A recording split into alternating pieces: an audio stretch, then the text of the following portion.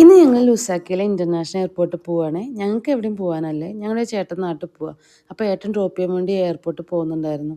പുറത്ത് പോകാൻ കിട്ടിയ ഒരവസരം ഞങ്ങൾ പാഴാക്കാമെന്ന് നിങ്ങൾക്ക് അറിയില്ലേ. അപ്പോൾ ഞങ്ങളും കൂടി ഏട്ടൻ്റെ കൂടെ.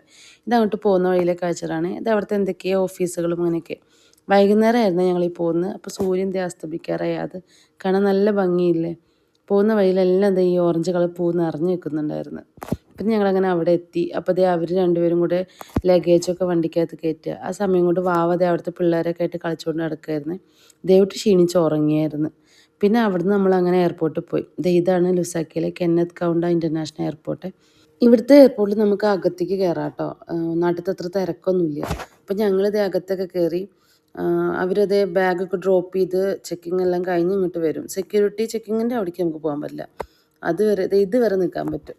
അപ്പോൾ വാവ ഇഷ്ടം പോലെ സ്ഥലം കിട്ടിയിരിക്കുകയാണ്. പിന്നെ കുറേ കാഴ്ചകളൊക്കെ ഉണ്ട്. അവൾ ഓടി നടന്ന് കാണുകയാണ്.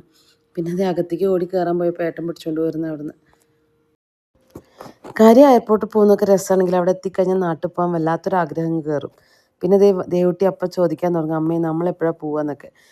പിന്നെ ചോദിച്ച് അവളോട് ഇങ്ങനെ നമുക്ക് ഉടനെ തന്നെ പോവാന്നൊക്കെ പറഞ്ഞ് സമാധാനിപ്പിച്ചു.